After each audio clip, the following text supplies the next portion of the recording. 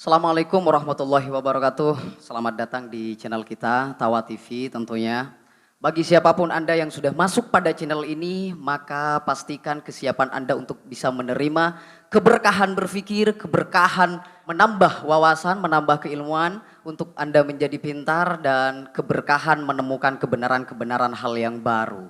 Oke, untuk saat ini di podcast pada kesempatan kali ini kita sengaja sudah menghadirkan satu narasumber luar biasa ya. Sebelum kita masuk pada poin-poin yang akan kita bicarakan, tentunya kita harus berkenalan dulu. Karena pepatah lama mengatakan bahwa kalau tidak kenal maka tidak akan sayang. Bagaimana akan dekat kalau sudah tidak ada misteri untuk bisa sama-sama saling menyayangi satu dengan yang lain. Baik, sebelumnya kita kenalan aja dulu ya teman-teman sekalian. Para penikmat wawasan, ini narasumber kita luar biasa sekali. Kita sapa dulu beliau. Monggo untuk narasumber. Untuk saat ini kita perkenalkan dulu. Siapa, nama, kemudian sibuk di apa, jomblo atau tidaknya. Nah ini perlu untuk diketahui karena orang-orang berkualitas banyak yang mengharapkan itu gitu ya. Ya. Assalamualaikum. Nggih. Saya buka ya. Oh siap, monggo. Saya sangat berterima kasih. Saya ini Safiuddin, Ketua PC Ansor Kabupaten Pamekasan yang kebetulan diundang. Pagi ini luar biasa sekali, semangatnya semangat pagi ya. Oh jelas, nggih. Siap. Saya juga sebagai Wakil Ketua DPRD Kabupaten Pamekasan. Oh jadi itu yang saya kenalkan karena saya nggak bisa promosiin diri saya sendiri kecuali mungkin pemerhati dan moderator atau host nanti yang menyampaikan ya kira-kira melihat saya ini sudah ganteng atau gimana. Oke, jadi kita sekarang ini dulu, siap. Oh monggo silahkan. Orang yang penikmat kopi itu biasanya cerdas dan luar biasa. Salam untuk semua penikmat kopi ya. Anda ini hanya untuk memperlancar suara aja. Ya. Oke, jadi di sini yang sengaja kita hadirkan untuk bisa dinikmati bagaimana wawasannya untuk teman-teman sekalian.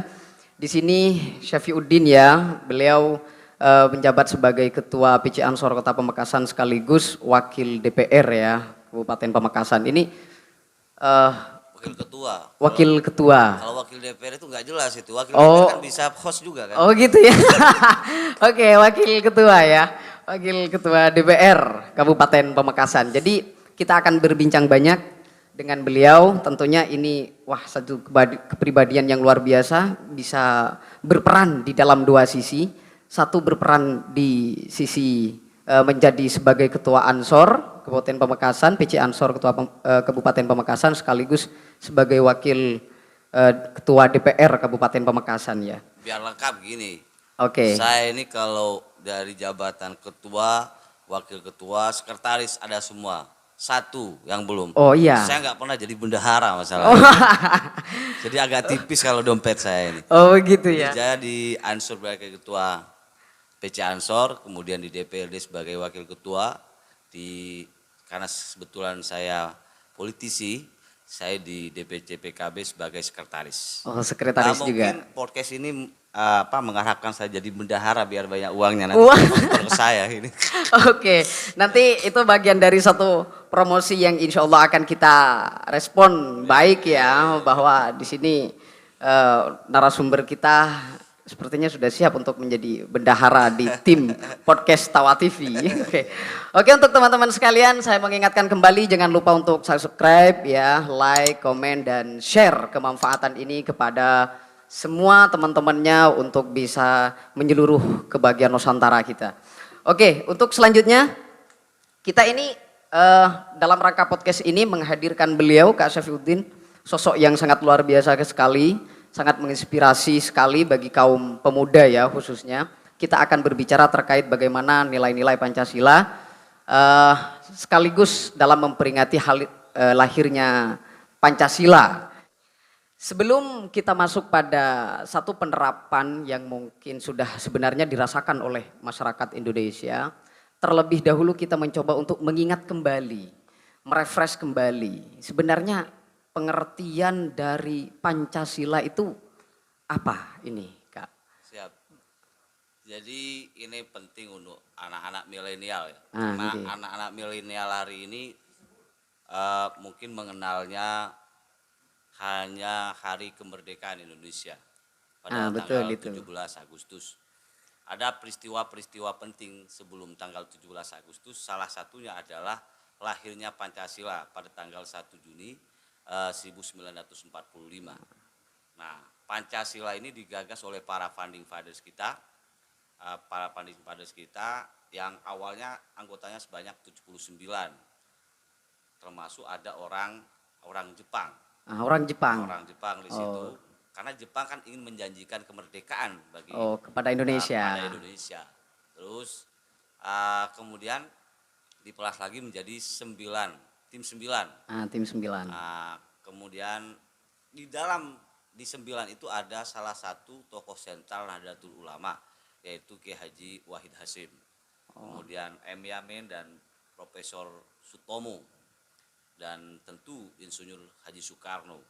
Nah, tim 9 inilah yang kemudian menggali beberapa nilai-nilai, menggali beberapa arti tentang bagaimana Pancasila sebagai way of life, jadi sebagai pandangan hidup bangsa kita dalam berbangsa dan bernegara. Kalau dari beberapa perdebatan mulai tanggal 29 Mei dan puncaknya pada tanggal 1 Juni, itu Bung Karno menyampaikan beberapa gagasan-gagasannya. Tidak hanya disampaikan di situ, bahkan di sidang PBB. Bung Karno menyampaikannya bahwa apa yang menjadi gagasan menjadi Pancasila itu ada beberapa. Oke. Jadi tawaran, 1 Pancasila, panca itu 5, sila adalah asas. Oke. Nah, itu di situ akhirnya menjadi satu puncak kesepakatan bersama, begitu ya, Kak? Bersama. Ya? Jadi Bung Karno sendiri menawarkan Pancasila, Trisila, dan Ekasila.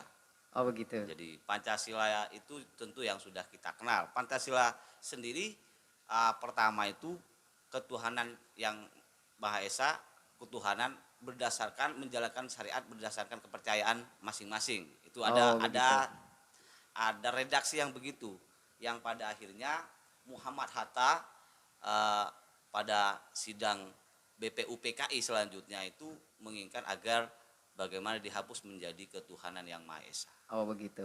Tapi menarik sekali ketika tadi Kak Syafiq di sini mengungkap bahwa salah satu yang berperan juga dalam BPUPKI itu, dalam kepanitiaan itu ada yang dari Jepang, betul ya? Betul, dari betul. Jepang. Nah, tapi kalau begini Kak, sebenarnya ini kan bagian dari satu kemerdekaan yang didambakan oleh seluruh masyarakat Indonesia pada saat itu, dan di dalamnya ada orang Jepang yang berperan untuk kesepakatan dalam pencarian nilai-nilai Pancasila itu sendiri.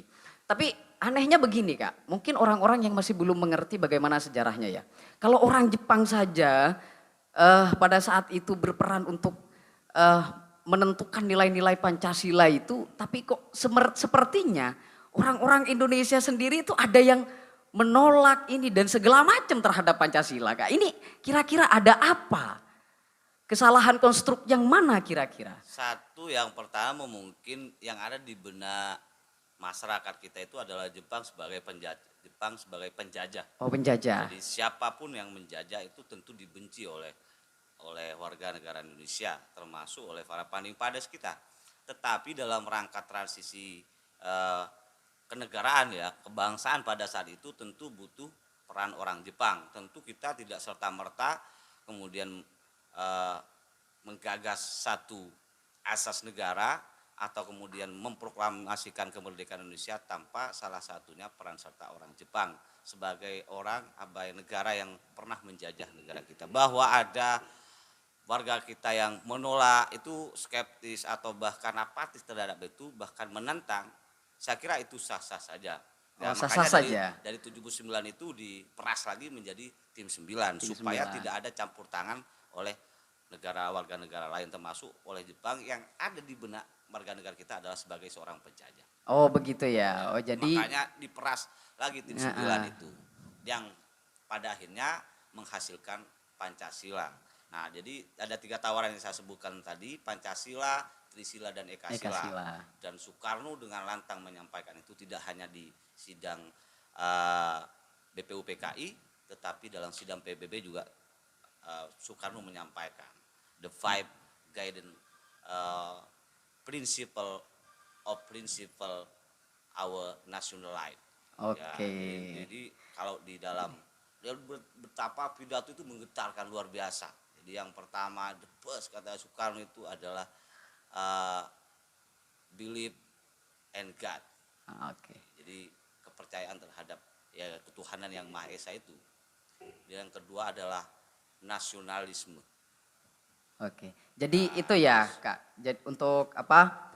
Setelah itu ternyata karena dirasa masih ada penolakan dari masyarakat kita sebab dikiranya oknum yang berada dalam kepanitiaan itu masih dianggapnya bagian dari campur tangan penjajah.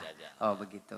Oke, untuk selanjutnya kita akan berbicara terkait bagaimana kedahsyatan peran Pancasila. Namun setelah itu jangan kemana-mana dulu dan pindah untuk video selanjutnya. Oke, capcus.